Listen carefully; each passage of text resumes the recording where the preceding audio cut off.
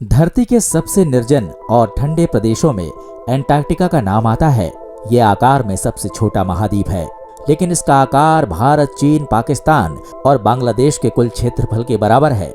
वैज्ञानिक यहाँ शोध करने के उद्देश्य से रहते हैं, लेकिन इतने ठंडे प्रदेशों में वो किस प्रकार एटमॉस्फेयर के अगेंस्ट अपनी बॉडी को हेल्दी रख पाते हैं और सरवाइव कर पाते हैं, ये जानना बड़ा ही दिलचस्प है। वीडियो में हमारे साथ बिल्कुल आखिरी तक बने रहिएगा। हम आपके लिए लेकर आए हैं आज जबरदस्त इंफॉर्मेशन से भरा रोमांचक सफर। आइए चलते हैं अंटार्कटिका की डिजिटल जर्नी पर। विज्ञान ने तरक्की के नए पायदान पर इंसान को आगे बढ़ाया है। इंसान ने प्रकृति के नए नए रहस्यों की खोज के साथ साथ आने वाले भविष्य की नींव भी रखना शुरू किया है। लेकिन आज भी धरती के सारे सीक्रेट हमारे सामने नहीं आए हैं, और ऐसी ही रहस्यमयी जगह में से एक है अंटार्कटिका, जो बीते 350 करोड़ सालों से पूरी तरह से आइसोलेटेड है। ये पहले गोंडवाना का हिस्सा हुआ करता था, लेकिन इंसान के इस धरती पर आने से पहले ही ये अलग अलग महाद्वीपों के रूप में बढ़ गया। इस प्रक्रिया में ऑस्ट्रेलिया, अफ्रीका और दूसरे महाद्वीप अलग हो गए और अंटार्कटिका साउथ पोल पर अकेला रह गया। अंटार्कटिका की कुल भूमि 1.4 करोड़ वर्ग किलोमीटर है। मानव जीवन की शुरुआत और यहाँ के रहस्यमय एटमॉस्फेयर के बारे में नई नई जानकारियां जुटाने का काम चल रहा है। 18वीं शताब्दी में खोजकर्ता जेम्स कुक ने दक्षिण अंटार्कटिका में बर्फ की एक बड़ी सी दीवार देखी और उन्होंने ये अनुमान लगाया कि इस दीवार के उस तरफ जरूर जमीन होगी, और उनका अनुमान बिल्कुल सही निकला। आपको बता दें कि जेम्स कुक ने साल 1774 में अंटार्कटिका की यात्रा की थी, लेकिन उसके बाद इंसान को इस महाद्वीप पर पैर रखने में 75 सालों का समय लग गया। अंटार्कटिका जैसे निर्जन महाद्वीप में समय बिताना काले पानी की सजा से भी खतरनाक है। इसे बर्फ का रेगिस्तान भी कहते हैं। ये दुनिया का सबसे ठंडा, सूखा और खतरनाक क्षेत्र है। यहाँ रहना चांद पर रहने के बराबर माना जाता है। साल 1960 में यहाँ का तापमान -88.3 डिग्री सेल्सियस रिकॉर्ड किया गया था, जो धरती पर अब तक का सबसे कम टेम्परेचर रिकॉर्डेड है। इस महाद्वीप की ठंडक का एक कारण ये भी है कि यहाँ साल में केवल 200 मिलीमीटर वर्षा होती है। ये किसी सूखे रेगिस्तान की तरह है, जिसके चारों तरफ गहरा समुद्र है और उन समुद्रों में बर्फ के बड़े बड़े पहाड़ तैरते रहते हैं। एक ऐसा महाद्वीप जहां साल में केवल 20 दिन ही 0 से ज्यादा टेम्परेचर रहता है। ज्यादातर समय में यहाँ का टेम्परेचर माइनस में ही रहता है।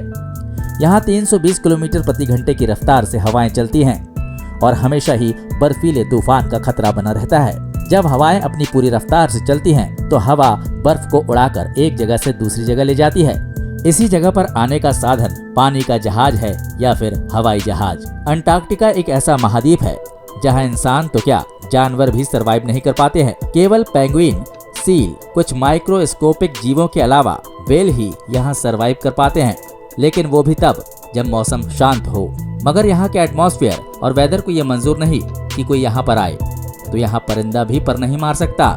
ऐसी खतरनाक कंडीशन में भी यहाँ पर रिसर्चर और वैज्ञानिक हमेशा अपनी खोज को अंजाम देते रहते हैं। आपको बता दें कि अंटार्कटिका किसी एक देश की संपत्ति नहीं है, बल्कि ये दुनिया के तमाम देशों के लिए खुली जगह है। दरअसल 1 दिसंबर साल 1959 में दुनिया के 12 देशों ने मिलकर अंटार्कटिका समझौते पर हस्ताक्षर किए थे। दुनिया के सभी देशों ने आपसी सहमति से इस पूरे क्षेत्र को विज्ञान की नई खोज के लिए खाली छोड़ा है। यानी अंटार्कटिका साइंटिफिक रिसर्च के लिए एक रिजर्व एरिया है। लेकिन यहाँ भी कुछ नियम कानून चलते हैं दोस्तों। अंटार्कटिका ट्रीटी के तहत कुछ नियम कानून बनाए गए हैं। यहाँ आने वाले हर व्यक्ति को उन नियमों का पालन करना पड़ता है। दुनिया का कोई भी देश अंटार्कटिका में किसी भी तरह की मिलिट्री एक्टिविटी नहीं कर सकता, लेकिन साइंस और रिसर्च के अकॉर्डिंग यहाँ लोग आ सकते हैं। आज अंटार्कटिका ट्रीटी पर कुल 54 देश हस्ताक्षर कर चुके हैं। इस क्षेत्र में मौसम के साथ साथ सौर विकिरणों के प्रभाव पर अध्ययन करने के लिए हमारे देश के खोजकर्ता और वैज्ञानिकों का एक दल भी मौजूद रहता है। हालांकि अब यहाँ पर लोग घूमने के लिहाज से भी आते हैं और यहाँ के एटमॉस्फेयर का मजा लेते हैं। गर्मी के मौसम में यहाँ आने वाले टूरिस्टों की संख्या 45,000 तक हो जाती है, लेकिन सर्दियों के शुरू होने से पहले ज्यादातर सैलानी और रिसर्चर इस जगह को छोड़कर चले जाते हैं, क्योंकि एक बार अगर मौसम खराब हो गया तो फिर यहाँ से ना तो कोई बाहर जा सकता है और ना ही बाहर का कोई व्यक्ति यहाँ आ सकता है। हालांकि यहाँ साल के 12 महीने अमेरिका, यूनाइटेड किंगडम, चीन, भारत, रसिया, जापान, अर्जेंटीना सहित कुल 70 देशों के वैज्ञानिक और रिसर्चर यहाँ मौजूद रहते हैं।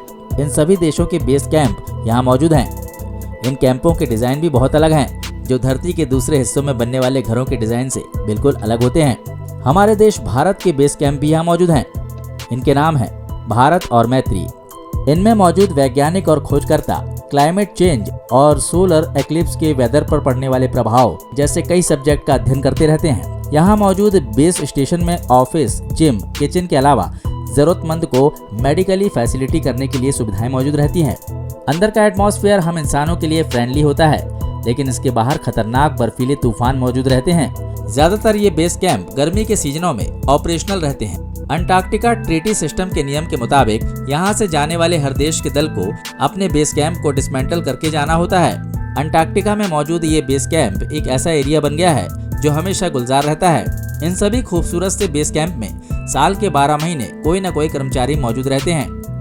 ये बेस कैंप किसी ऐसे होटल की तरह होते हैं जहां आपको फैसिलिटी तो पूरी मिलेगी, खाने पीने की सारी सुविधाएं मौजूद रहेंगी, लेकिन खाना बनाने से लेकर उसे सर्व करने, उसके बाद साफ सफाई करने का सारा काम खुद ही करना होता है।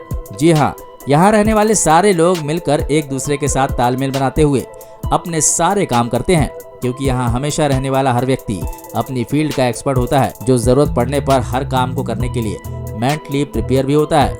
यहाँ की जिंदगी आसान नहीं है दोस्तों। यहाँ हर वक्त आपको अपने आप को ठंड से बचाकर रखना होता है। हमेशा आपको कई लेयर में स्वेटर पहननी होती है, मोजे कई लेयर में पहनने होते हैं ताकि पैरों में ठंडी न जाए। कान, नाक, कोहनी और घुटने हमेशा ढककर रखने पड़ते हैं, क्योंकि बाहर का टेम्परेचर इतना कम होता है कि आपके शरीर से निकलने वाली गर्मी की वजह से आपके शरीर में इतनी ठंड भर जाएगी कि वो आपको ठंडा कर सकती है, और वो भी हमेशा के लिए।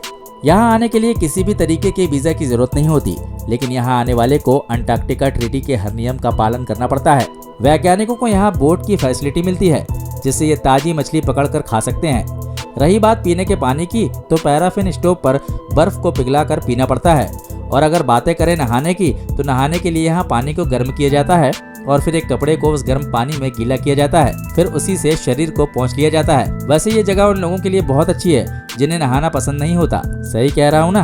क्योंकि इस तरह के नहाने को तो हमारे यहाँ कौवा स्नान भी नहीं कहते। भैया, कौवा स्नान के लिए भी कम से कम पानी से हाथ मुंह धोना जरूरी होता है। सोने के लिए यहाँ पर थर्मोस्टेटिक रूम और स्लीपिंग बैग का इस्तेमाल किया जाता है, जो आपको एक्स्ट्रा हॉट बनाए रखते हैं। दोस्तों, आपको अगर हमारा ये वीडियो पसंद आया हो तो इसे लाइक कीजिए और अपने दोस्तों के साथ भी शेयर कीजिए। हमारी टीम ने इस वीडियो को बनाने के लिए काफी मेहनत की है। उम्मीद करते हैं कि आपकी तरफ से इस वीडियो को कम से कम 1000 लाइक तो जरूर मिलेंगे। तो दोस्तों, ये थे अंटार्कटिका के बारे में कुछ इंपॉर्टेंट फैक्ट। उम्मीद करते हैं कि ये वीडियो आपके लिए इंटरेस्टिंग और इन्फॉर्मेशनल रहा होगा। आपका इस बारे में क्या ख्याल है, हमें कमेंट बॉक्स में लिखकर जरूर बताइएगा। और जल्दी मिलते हैं एक नए वीडियो में। जय हिंद, जय भारत, वंदे मातरम।